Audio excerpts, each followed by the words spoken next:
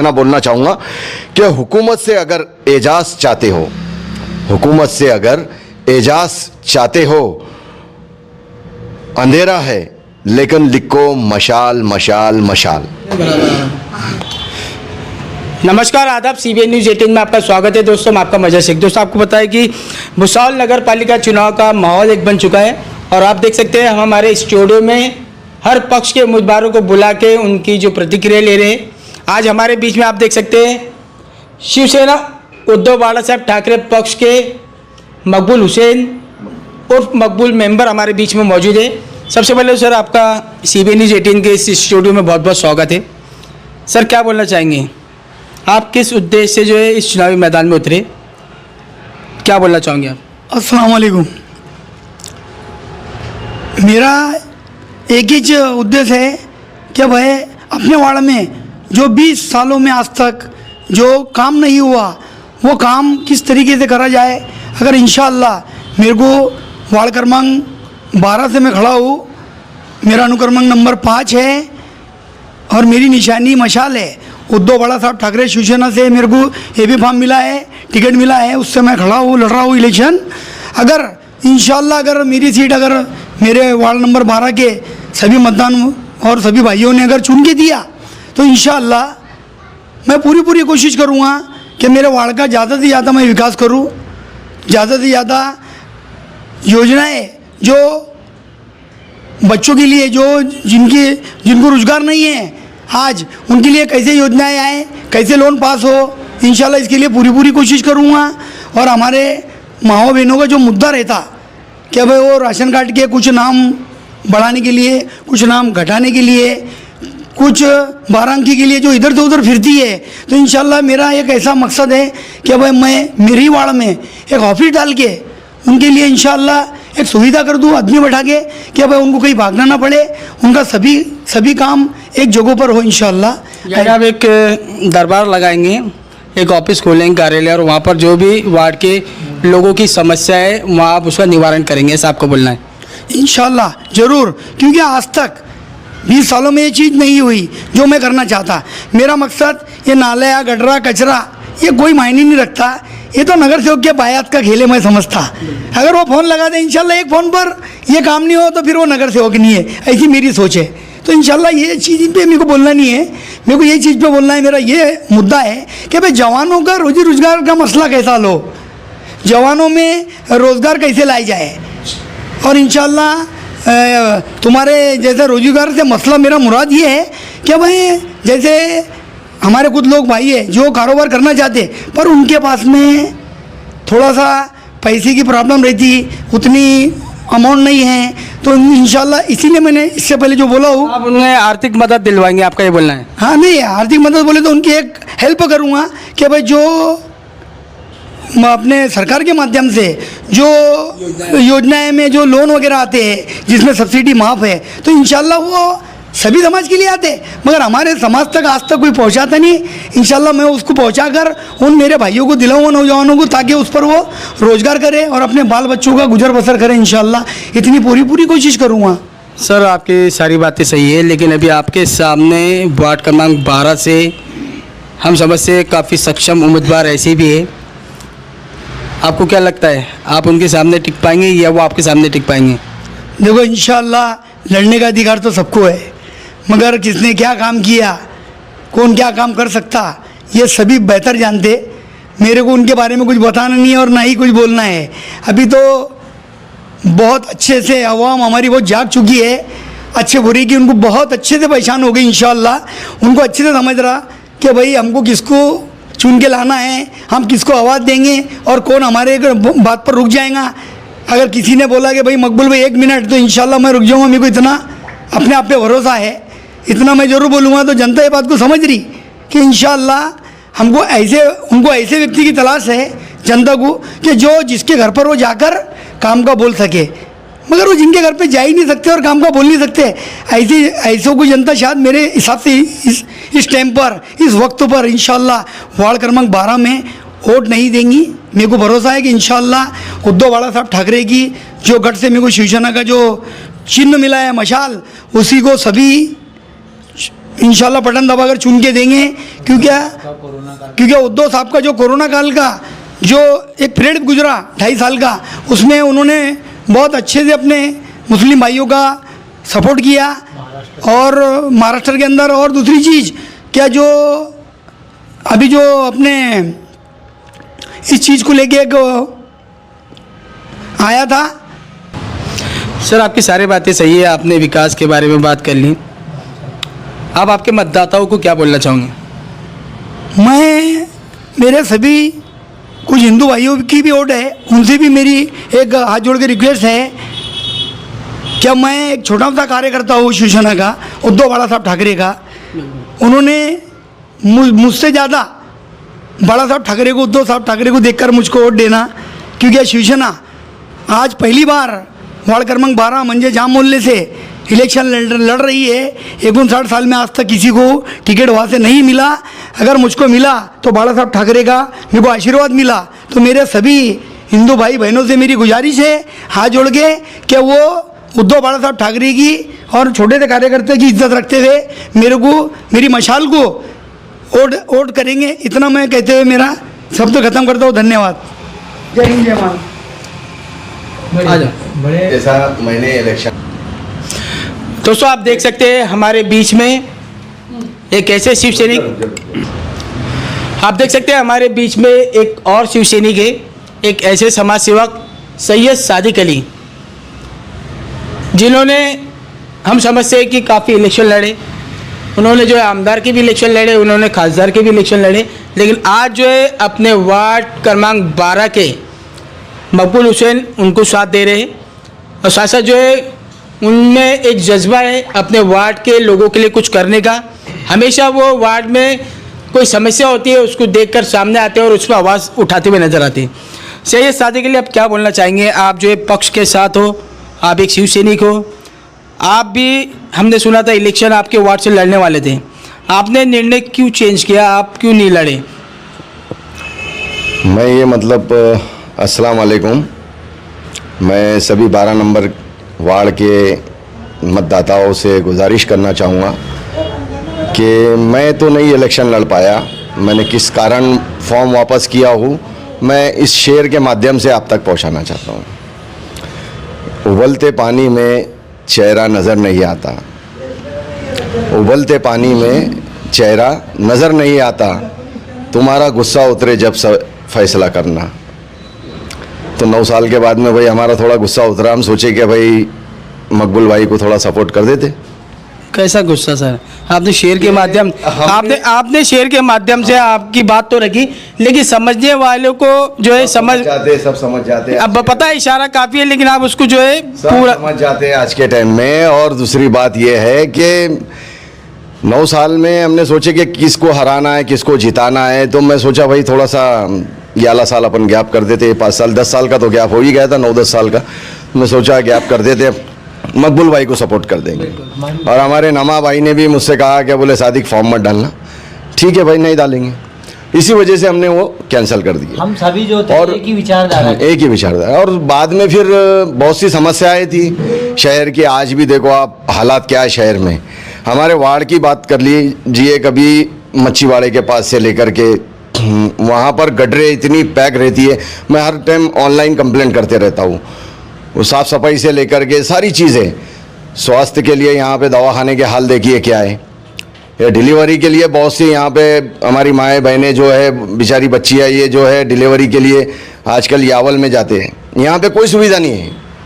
और ऐसी बहुत सी समस्याएं स्वास्थ्य से लेकर के, कभी अपने कोई बड़ा नेता आता है, कोई बड़ा अच्छा लीडर आता है, सत्ताधारी का हो या विपक्ष का हो, तो शहर के हालत बदल दिए जाते हैं। कुछ गड्ढे मुन दिए जाते हैं, कुछ साफ़ सफाई अभियान शुरू हो जाता है।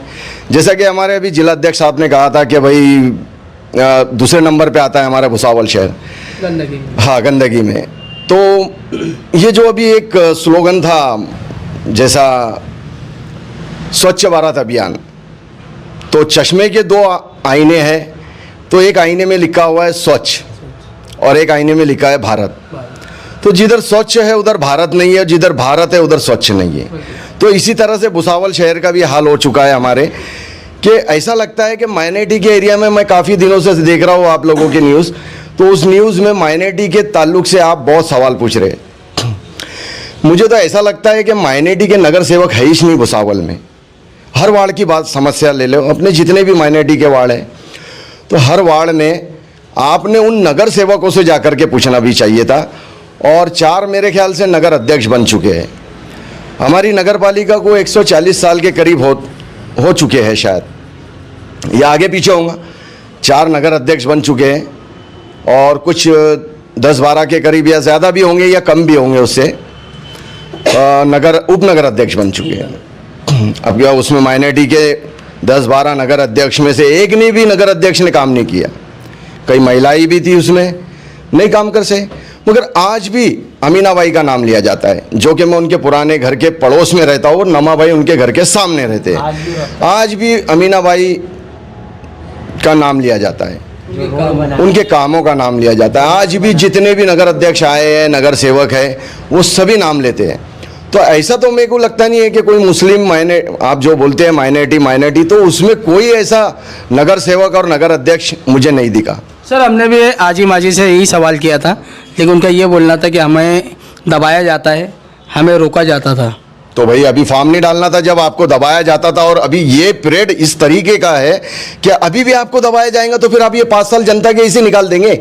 और दूसरी बात, आपका एक और सवाल था कि भाई ये नौजवानों को आगे कर रहे हैं, तो मैं तो ऐसा समझता हूँ कि नौजवानों को चांस देना चाहिए। मगर मैं जब बच्चा था, ये समझ लो कि मेरा यह पहला वोट था नगर पालिका में, उस वक्त में आज जो बूढ़े हो चुके हैं उनको भी टिकट है, तो इसका मतलब क्या, वो नौजवान है, यानी उनको चलेगा, दूसरों को नौजवानों को टिकट दो। ये क्या बात है यार। वो भी उस ज़माने में नौजवान थे, ये फार्मूला उस ज़माने से चलता आ रहा है, ये कोई नया नहीं है, क्योंकि वो भी उस ज़माने में नए थे। उनको भी कहा गया था कि इनको चांस दो, नौजवान पीढ़ी को आगे बढ़ाओ, और नौजवान को आगे बढ़ाना चाहिए। आप उनको पुश करो ना। यही चीज़ एक कमी है हमारे समाज में, माइनॉरिटी केस में, कि पुश नहीं कर सकते हम। पुराने लोग थे, आप उनको अल्लाह अल्लाह करने दो या बैठाओ उनको, उनसे सीखो, बल्कि आप बाहर से सिखाइए हमें। आप इतने बुजुर्ग हो चुके हैं कि आप बाहर से सिखाइए। और रही बात हिंदी, मराठी, इंग्लिश, मैं तो बोलता आज की जनरेशन हर भाषा जानती है, मराठी भी जानती है। अरे महाराष्ट्र में रह रहे हैं भाई, हमें तो गर्व होना चाहिए मराठी पर। सर, आपकी सारी बातें सही है, लैंग्वेज हर बच्चा जानता है, हर युवा जानता है, लेकिन हम ये बोलना चाहेंगे कि एक्सपीरियंस भी होना चाहिए। देखिए, एक्सपीरियंस की बात सही है, हाँ ठीक है, मगर ये जब फर्स्ट टाइम में खड़े हुए थे, जो भी बुजुर्ग है, कई बुजुर्ग खड़े हैं, तो ये लोग जो खड़े थे, तो उस वक्त में इनके पास एक्सपीरियंस था। आप कोई भी फील्ड में ले लीजिए, एक्सपीरियंस जो है वहाँ पर जाने के बाद में, प्रैक्टिकल करने के बाद में सारा एक्सपीरियंस आ जाता है। और मैं तो समझता हूँ आज की जनरेशन 5G नेटवर्क चला रही है, टेक्नोलॉजी के दौर में जी रहे हैं हम लोग, बिल्कुल डिजिटल। तो ये जो टेक्नोलॉजी का दौर है, AI का ज़माना आया है, तो इस ज़माने में हम लोग जी रहे हैं। इस ज़माने की जो जनता है, नौजवान पीढ़ी है, इनको कोई ज़रूरत नहीं है आपको सिखाने की, समझे। ये इतने एडवांस हैं, मैं तो बोलता हूँ जितने भी नगर सेवक नए ज़माने के जाएंगे, तो मैं समझता हूँ कि इन लोगों को कोई ज़रूरी नहीं है कि आप समझाइए, मराठी सिखाइए, ऐसा कोई ज़रूरी नहीं है। और मराठी तो मैं वो समझता हूँ कि हमारे महाराष्ट्र की भाषा है, तो हमें ज़रूर सीखना चाहिए, चाहे वो हिंदू हो, मुस्लिम हो, सिख हो, ईसाई हो, कोई भी धर्म का हो, उसने मराठी में बात करना चाहिए। मगर मेरी भी थोड़ी कमज़ोर है, मगर हम लोग समझ लेते हैं। और जिसको नहीं समझती है तो वो दूसरों पर थोपे कि भाई मराठी समझना चाहिए वहाँ पर, ऐसा नहीं है। ये बेफुजुल बातें है। हमारी कुछ कमियों को छुपाने के लिए हम दूसरों को कमज़ोर करना चाहते हैं, ऐसा नहीं है। और रही बात तो कुछ आप मैनिफेस्टो के भी ताल्लुक से बात की अभी कि भाई आप लोगों का मैनिफेस्टो क्या है। मैनिफेस्टो को समझना पड़ेगा कि हम क्या बोलना चाह रहे हैं। आप पूछना चाह रहे हैं कि घोषणा पत्र क्या है आपका, तो ऐसी कई पार्टियां हैं जिन्होंने क्या ओपन किया नहीं, बाकी सभी के एक मुद्दे। मैं आपको तकरीबन लोकसभा के चुनाव से देख रहा हूँ, तो उस चुनाव के दौर से जो है विधानसभा, लोकसभा, ये दोनों चुनाव में जो मुद्दे होना चाहिए थे, वो मुद्दे तो मुझे दिखे नहीं है। लोकसभा के चुनाव में यार गडरे नाली, ये एक शब्द को वो डबल बोलते हैं लोग। हाँ, बहुत से नेताओं को देखा मैंने कि गडर और नाली, ये दोनों में क्या डिफरेंस है मुझे बताओ जरा। ये ऐसे ऐसे नेताओं के मुंह से सुना हो कि आश्चर्य होता है कि हम किसको जिता करके भेज रहे हैं। और दूसरी बात कि लोकसभा में ये गडरे नाली रोड ये मुद्दे नहीं होना चाहिए, ना ये महाराष्ट्र के विधानसभा के चुनाव में होना चाहिए। ये नालियों के, रोड के और ये जो हमारे पानी का और जो स्वास्थ्य के ये जो चीज़ें हैं, ये नगर पालिका के चुनाव के मुद्दे हैं। ये कौन से लोग हैं यार, ये कैसे कैसे कैसे मतलब मुद्दे बना रहे हैं।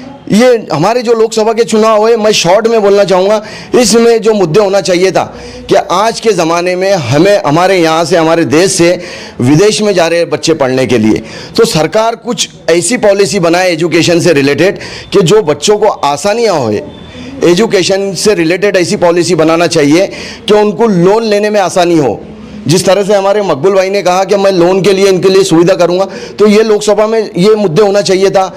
ये जो हिंदू मुस्लिम करवा देते, ये मुद्दों को बैक करके हमें रोज़गार के ताल्लुक से आवाज़ उठानी चाहिए थी, महंगाई के ताल्लुक से उठानी चाहिए थी। आज मेडिकल हर चीज़ में बीजेपी सरकार फेल है। बस ये एक प्रोपेगेंडा चल रहा है मीडिया के माध्यम से, जो बिकाऊ मीडिया है उनके माध्यम से। मैं हर किसी को नहीं बोल रहा हूँ, मैं मतलब उन मीडियाओं को बोल रहा हूँ जो बिक गए हैं। तो ये मुद्दे होना चाहिए थे लोकसभा में, बहुत सारे मुद्दे थे, वो कम वक्त की कमी होने की वजह से। और विधानसभा में हमारे राज्य के मुद्दे होना चाहिए थे। हमारे राज्य में क्या कमी है, हमारे राज्य में क्या पॉलिसी आना चाहिए, कौन कौन सी पॉलिसी आना चाहिए, फिर वो पॉलिसी का हम किस तरीके से हमारी नगर पालिका, ग्राम पंचायत, महानगर पालिका में किस तरीके से हम वो पॉलिसी को अमल वजौनी करेंगे, ये होना चाहिए था। करप्शन इतना बड़ा है, उस पर नहीं बात करते आप। महंगाई बढ़ गई है, उस पर नहीं बात करते आप लोकसभा विधानसभा चुनाव में। अब ये जो इलेक्शन है हमारा नगर पालिका का, इसमें स्वास्थ्य से लेकर के सड़कों को, ये सारी चीज़ों, ये सारी समस्या है। नगर पालिका में जो आज हालात पैदा है, आप देखिए नगर पालिका में खुद इतनी गंदगी है, तो वो शहर को क्या सुधार पाएंगे। आप मेरे साथ में चलना, या इलेक्शन हो जाने के बाद में या इससे पहले के भी कई आपको रोड बताऊंगा मैं, कितने बुरे हालात हैं। मच्छर इतने हैं कि डेंगू की बीमारी होती है। अगर आपको डेंगू निकल जाता है, टेस्टिंग होने के बाद में वो रिपोर्ट वहाँ पे पहुँचाई जाती है नगर पालिका में, और उस पर तुरंत एक्शन लेने के लिए कर्मचारी आ जाते हैं। आपको वो दे देते हैं पॉम्पलेट, उसमें आपको सारी वो जानकारी रहती है। कुछ पाउडर मार के जाएंगे, ये कुछ साफ़ सफाई करवाएंगे। क्यों भाई, ये बीमार होगा बंदा जब ही करेंगे, आप पहले नहीं कर सकते। नगर पालिका में देखिए आप, किसी का एक्सीडेंट होता है, पोस्टमार्टम के लिए वहाँ पे कोई डॉक्टर नहीं है। आप दूसरी बात, वहाँ पे गोली दवा सही से नहीं है। आप जाकर के देखिए वहाँ पे क्या हाल है नगर पालिका में, वो दवाखाना ही बीमार दिखता है। वहाँ पर मरीजों के क्या हाल होंगे। वहाँ पे डिलीवरी वाली भाई के मतलब उनको सुविधा नहीं है, क्या करेंगे।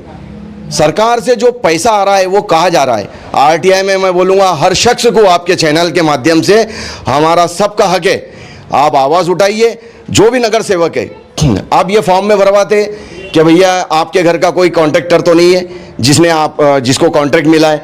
ऐसे कई नगर सेवक हैं, मैं आपके चैनल के माध्यम से बता सकता हूं कि उनके बच्चों को, भाई के बच्चों को या उनके बहन के बच्चों को कॉन्ट्रैक्ट दिया है। आप रोड की क्वालिटी देखिए क्या हाल है। ये आपके ये इसी रोड के ऊपर, खड़का रोड पे क्या बना दिया है आपने। बेवकूफ़ समझते हो आप जनता को। इसके ऊपर कानूनी कार्रवाई होनी चाहिए, ये कॉन्ट्रैक्टर पर भी। और ये रोड के आप हालात देखिए क्या है। गडकरी नगर को देखिए, मैंने इससे पहले कहीं निवेदन दिया हो और मैंने उससे काम भी करवाया हूँ। मैंने मेरी गली का रोड छोड़ दिए थे, मैंने उसको भी बनवाया हूँ। इमलीपुरे का नमा और मैं जहाँ पर रहते उस रोड को भी मैंने बनवाया हूँ। मेरे पास में प्रूफ है, मैं ज़बानी नहीं बोल रहा हूँ ऐसा, मैं दावे के साथ बोल सकता हूँ।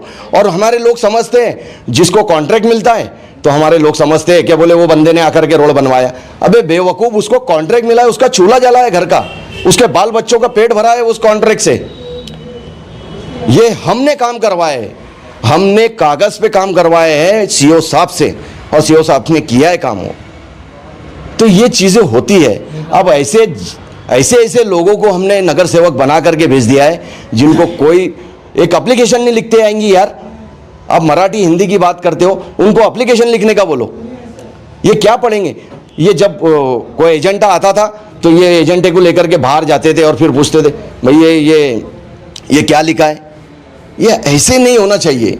अच्छे लोगों को भेजो, नौजवान को भेजो, समझदार लोगों को भेजिए।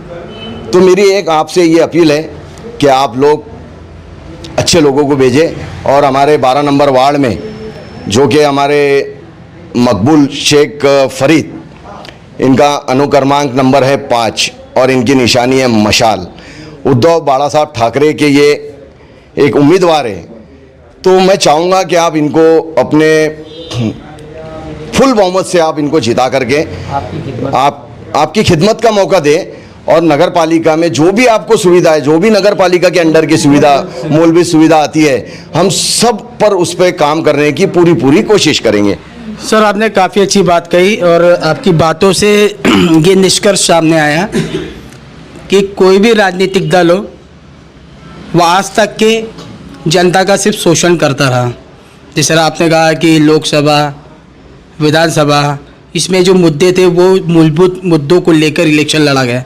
तो हम समझ सकते कि आमदार और खासदार, जबकि इनके मुद्दे जिस तरह सही शादी के लिए बोले कि मुद्दे अलग होना चाहिए, बड़े होना चाहिए, आरोग्य पे होनी चाहिए, शिक्षण पे होना चाहिए, तो उस वक्त जो है उन्होंने बेसिक मुद्दों को लेकर इलेक्शन लड़ा। इसे साफ साफ जो है सामने आता है कि अभी तक के भुसावल वासियों को सिर्फ मूलभूत सुविधाएं नहीं दे पाए। 20 साल में पानी जो मिलना चाहिए था वो पानी नहीं मिल पाया। 1-2 मिनट में गंदा पानी आज तक के 20 साल में मिल रहा है लोगों को। सही है, शादी के लिए काफ़ी अच्छी बात की। क्या बोलेंगे सर आप? एक और बात ये बोलना चाहूँगा मैं कि अभी हमारे जो इस एमआरडीसी में जो रोज़गार मिल सकता है बच्चों को, यहाँ पे रोज़गार नहीं है। जिस तरह से मकबूल भाई ने रोज़गार की बात की थी, किसी शहर की तरक्की के लिए उसके रोड देके जाते हैं। कोई कंपनी जब आती है ना शहर में, एमआरडीसी में जब कंपनी कोई आएंगी तो वो सबसे पहले आपका ट्रांसपोर्टिंग देखती है कि रोड आपके कितने अच्छे हैं और आपको यहाँ से क्या क्या सुविधा मिल सकती है। यहाँ पे हमारे ट्रांसपोर्टिंग अच्छा है, रोड अच्छे है, पानी है, एमएससी भी है, सारी यानी दीपनगर है, सारी सुविधा है, सब रेल मार्ग बहुत अच्छा है हमारे यहाँ से। और एयरपोर्ट भी है जलगांव में, थोड़ा ज़्यादा दूरी नहीं है, जलगांव और भुसावल के बीच में है। तो ये सारी सुविधा होने के बाद में हमारे आमदार साहब अपनी खुद की फैक्ट्रियाँ खोलते हैं। मैंने आरओसी रजिस्टर ऑफ कंपनी के माध्यम से आरटीआई में मैं मंगा रहा हूँ और आप भी मंगा सकते हैं। आप गुजरात से मंगाइए, आप मध्य प्रदेश से मंगाइए, कि हमारे यहाँ के आमदार खासदार इस राज्य में कंपनियाँ क्यों खोल रहे हैं? वोट हमारे यहाँ से भुसावल से लेते हैं, कंपनी अगले राज्य में खोलते हैं। क्या वजह है भाई? यहाँ के नौजवानों को आप काम नहीं देंगे, यहाँ के नौजवानों का आप शोषण करेंगे, यहाँ के नौजवानों को आप हिंदू मुस्लिम करवाएंगे, यहाँ के नौजवानों को आप झंडे उठाने लगाएंगे, यहाँ के नौजवानों को आप थोड़ा सा पैसा देके ढाबों पे पार्टियाँ करवा देंगे।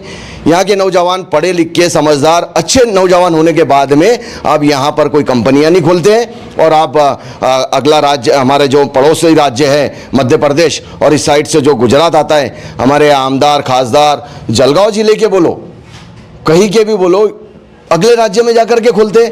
मैं आपके चैनल के माध्यम से मैं सभी भुसावल वासियों से कहना चाहूँगा, हर समाज के व्यक्ति से कहना चाहूँगा कि आप आरओसी में, आरओसी का फुल फॉर्म होता है रजिस्टर ऑफ कंपनी, इसमें आप आरटीआई डालिए और पूछिए कि गुजरात में, मध्य प्रदेश में कौन कौन से मंत्री और नेताओं की कंपनियां हैं। मैं आपको नाम भी दूंगा अगले में कुछ, ये तो अभी खैर इलेक्शन का माहौल चल रहा है, अपन बाद में भी करेंगे इसके बारे में डिस्कस, मगर आप ये पूछिए उनसे कि आप इतना पैसा था आपके पास में, पहले आपके पास में इलेक्शन लड़ने के लिए भी सही तरीके से पैसा नहीं था, तो आज इतना पैसा आ गया, तो आपने इस पैसे का यहाँ की जनता के लिए क्या किया? क्यों नहीं किया आपने?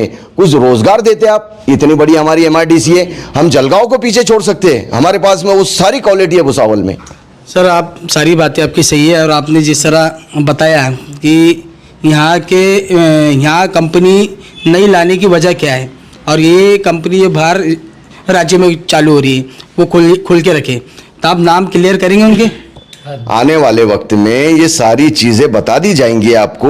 मैं तो बोला ना भाई, आमदार साहब, खासदार साहब, मंत्री संतरी, बहुत से लोगों के आपको ये इन लोगों की कंपनियां मिलेंगे, किसी और के नाम पर मिलेंगे, जैसा भी मिलेंगे, कुछ ना कुछ पार्टनरशिप सारे आरओसी में जाके आरओसी में जाके आप भी रजिस्टर ऑफ कंपनी में जाकर के पता कर सकते हैं। मैंने यहाँ से बैठे बैठे एक डाटा विन कंपनी थी, मेरे पास में प्रूफ है, मैं कंज्यूमर कोर्ट में गया था, मैंने शमशाबाद, मैं आपके चैनल के माध्यम से पूरा बताऊंगा, मैं कंज्यूमर आप कोर्ट का मेरे पास में मैं केस भी जीता हूँ। तो वहाँ पर मैंने डाटाविन कंपनी का, वहाँ पे इलीगल कंपनी चल रही थी शमशाबाद में, वो कंपनी बंद होगी, बाद में उसका गूगल पे से हट भी गया पूरा साइट। मेरे पोस्ट मैंने जितने भी भेजा था यहाँ से कोर्ट के माध्यम से वो रिटर्न आए थे। तो ऐसी बहुत सी चीज़ें हैं, आप भी रजिस्टर ऑफ कंपनी में मंगवा सकते हैं। मैंने शमशाबाद से मंगवाया था, मुझे कई फ़ोन आए वहाँ से कि सर ये आप कंपनी के बारे में इंफॉर्मेशन मांग रहे हैं। आप मांग सकते हैं, पूरा डाटा मिलेगा आपको, आप करिए तो सही। हर नौजवान का हक है, हमने करना चाहिए। क्यों? क्योंकि आज हमें रोज़गार नहीं दिया जा रहा है, हमें यहाँ पर बस ये गंदा पानी, नाली, सड़कें, नाले, इसमें उलझा दिया जा रहा है। ये कोई हमारी बहुत ज़रूरत की चीज़ नहीं है। ये हमारे जैसा अभी मकबूल भाई ने कहा था कि भाई एक फ़ोन करने के ऊपर, एक फ़ोन किए तो नगर सेवक का काम हो जाना चाहिए। अरे ये नौबत भी नहीं आना चाहिए। आपने वो जो वहाँ पे कर्मचारी है काम करने वाले, आप लोगों की जब मीटिंग होती है नगर सेवकों की, आपने देखना चाहिए अपने वार्ड का क्या हाल है। उनकी ड्यूटी रहती है, हाँ, वो 10-15 दिन में आपने विजिट करना चाहिए। आप 5 साल के बाद में कैसा आकर के माँ बहन भाई हाथ जोड़ते पैर पड़ते हो, तो ये आप 5 साल में कभी सोचा आपने कि महीने में 3 बार विजिट करना चाहिए? बहुत बड़ा है क्या आपका एरिया? कुछ भी नहीं है आपका एरिया। आपने सब लोगों को से जाकर के मिलना चाहिए। मैं मकबूल भाई को भी कहूँगा कि आप जीत करके आने के बाद में आपने हर एक के घर पे, जैसा आज जीत करके आने के बाद में आप एक रैली कर लेंगे, मिल करके आ जाएंगे, नहीं भाई, आपको 5 साल में महीने में 3 बार जाना चाहिए। 10-10 दिन में आपने विजिट करना चाहिए कि माँ बहनों से, अपने बच्चों से, इनसे सबसे पूछना चाहिए। और सबसे बड़ी बात कि आज यहाँ पर नगर पालिका की कई स्कूलों को बंद कर दिया गया, यहाँ से कई ट्रांसफ़र कर दिया गया या मर्ज कर दिया गया उसके अंदर। तो ये चीज़ें जो है हम सोच रहे थे कि एजुकेशन से रिलेटेड नगर पालिका ने हाई स्कूल तक का शुरू करना चाहिए, मगर ये तो उल्टा काम हो रहा है। तो ये क्या करना चाह रहे हैं? एक रोजगार छीन रहे हैं हमारे नौजवान से, जो नई पीढ़ी आ रही है उनसे वो एजुकेशन छीन रहे हैं। अरे फुटबॉल का एक बच्चों के लिए खेलने का ग्राउंड नहीं बना पाए यार। अब माइनॉरिटी की बात करते हैं, साफ सफाई की बात करते हैं कि माइनॉरिटी के एरिया में साफ सफाई नहीं है। माइनॉरिटी के एरिया में आप देखिए तो आपको वहाँ पर एक ग्राउंड भी नहीं मिलेगा। कभी कोई नेता ने बात किया ग्राउंड के बारे में? इतने भाषण हो रहे हैं, सब भाषण कर रहे हैं, सब अपनी अपनी दुकानें खोल करके बैठे हैं, मगर दुकानें सब अपने पेट भरने के लिए, अपने बच्चों को आगे करने के लिए, अपने बच्चों का नाश्ता पानी, खाना पीना, रात का सारी सुविधा हो जाए, उसके लिए ये सारे काम करे जा रहे। मगर वो दूसरों के लिए ये नहीं सोच रहे कि इनके बच्चे, भुसावल शहर एक ऐसा शहर है स्पोर्ट्स के माध्यम से कि जो रेलवे में बच्चे सिलेक्ट होते हैं स्पोर्ट्स के माध्यम से। तो आप यहाँ पे एक अच्छा सा ग्राउंड बना करके दीजिए। 1982 के वक्त में यहाँ से टेस्ट मैच हुआ था केरल का, और मेरे ख्याल से केरल और महाराष्ट्र का शायद एक मैच हुआ था यहाँ पर क्रिकेट ग्राउंड में 1982 के टाइम में, मेरे ख्याल से रणजी ट्रॉफी। तो उस वक्त में देखिए कि अब कितना क्रेज है। तो उस ज़माने से अभी तक का ये ग्राउंड बनना चाहिए था, एक हमारा नगर पालिका का एक ग्राउंड बनना चाहिए, एक गार्डन बनना चाहिए। माइनॉरिटी के एरिया में गार्डन भी नहीं है और एक ग्राउंड भी नहीं है बच्चों को खेलने के लिए। बच्चे गली मोहल्ले में खेलते हैं, बूढ़े बुजुर्ग जो रहते हैं वो उनको तकलीफ होती है चिल्ला पुकार से, तो इस वजह से वो ग्राउंड की सुविधा देना चाहिए बच्चों को खेलने के लिए। फिर दूसरी बात आपके ये जो है ग्राउंड हो गया अपना पुष्कर, एक स्पोर्ट्स ग्राउंड होना चाहिए, गार्डन होना चाहिए। और यहाँ पर मुस्लिम समाज के लिए एक नगर पालिका की तरफ से एक शादी हॉल भी नहीं है। तो इन मुद्दों पे बात करना चाहिए जो कि गडरे नाली इसमें पड़े हैं। क्या है यार ये? तो कुछ तो बोलते हैं ढापे बना देते हैं हम, तो बोले बहुत बड़ा काम कर दिए। क्या है यार, छोटा मोटा भी। अरे ढापे के नीचे कचरा निकलता और ढापे बना देते। हाँ, और उसमें पैसा कमा ले रहे। तो ये चीज़ें हैं। तो मैं बस ज़्यादा नहीं, अगले टाइम आएंगे इंशाल्लाह आपके चैनल पे, और एक आने वाले वक्त में हम आपके चैनल पे कुछ और छोटी सी एक स्पीच देंगे। जो भी है गाइडलाइन बच्चों के लिए भी कुछ करेंगे। बस मैं अपनी बात ख़त्म करना चाहूँगा इस शेर के माध्यम से कि कुंदन हुए आग भी अपनी जलाकर हम, कुंदन हुए आग भी अपनी जलाकर हम पर किसी सुनार की मर्जी नहीं चली। सर थोड़ा एक्सप्लेन करेंगे, मतलब बताएंगे सर? भाई सब समझ जाते हैं, भुसावल शहर है ये शायरों का शहर है। सबसे बड़े शायर है हमारे भुसावल शहर के, भुसावल हामिद भुसावली साहब, कमर भुसावली साहब, बहुत से शायर जो बेचारे बहुत से तो मरहूम हो चुके हैं। अल्लाह सबको जन्नत नसीब करे उन मरहूम शायरों को। हमारे अल्लाह इनकी उम्र में बरकत दे। हमारे हामिद भुसावली साहब मेरे पड़ोसी है, मेरे भाई है। तो ऐसे बहुत से शायर है, कोई ज़रूरी नहीं है किसी को इसका खुलासा करने की। हाँ, हम चाहेंगे मकबूल मेंबर के बारे में आप कुछ कहें। मैं तो बहुत काफ़ी ये सब इन्हीं के बारे से तो कहा हूँ, मैं इन्हीं की ज़बानी कहा हूँ मैं। अपील कर दीजिए। इनके लिए तो अपील भी किया हूँ मैं, और मैं ये कहना चाहूँगा कि भाई आप हमारे शेख मकबूल शेख फरीद, इनकी निशानी अनुक्रमांक नंबर 5, इनकी निशानी है मशाल मशाल मशाल, और उद्धव बाला साहब ठाकरे की इस पार्टी से खड़े हैं। तो इंशाल्लाह आप इनको ज़्यादा से ज़्यादा वोटों से जिता करके नगर पालिका में भेजें, और अपने वार्ड का ही नहीं पूरे शहर का विकास, पूरे शहर की तरक्की करने की हम पूरी कोशिश करेंगे। क्योंकि हमारे 12 नंबर वार्ड के लोग भुसावल के हर मार्ग की तरफ से बाहर गांव जाते हैं या मार्केट में जाते हैं, सब तरफ जाते हैं। तो मैं चाहूँगा कि हमारे पूरे शहर के लोगों को तकलीफ ना हो। जो भी नगर अध्यक्ष बने उनसे भी यही गुजारिश रहेगी कि पूरे शहर का विकास करना चाहिए हमने, क्योंकि आपको जो है पूरी जनता चुन के दे रही है, आपको कोई नगर सेवक नहीं चुन के दे रहा है, आपको पूरी जनता की सुनना पड़ेगी और पूरी जनता के लिए आपको काम करना पड़ेगा। ये हमारे वार्ड में कभी कोई नगर सेवक काम नहीं करता है तो वो काम इनका होगा, नगर अध्यक्ष का। बिल्कुल, आप देख सकते हैं हमारे बीच में थे शिवसैनिक सैयद सादिक अली, जिन्होंने काफ़ी अच्छी बात कही, जिन्होंने शिक्षा पे बात कही, जिन्होंने आरोग्य पे बात कही, और ऐसी बातें जो लोगों ने अभी तक की नहीं कही थी हमारे इंटरव्यू में। बहुत अच्छी बात। इसी तरह आगे की जानकारी के लिए आप हमारे साथ बने रहिए और देखते रहिए CBN News 18। नमस्कार, आदाब।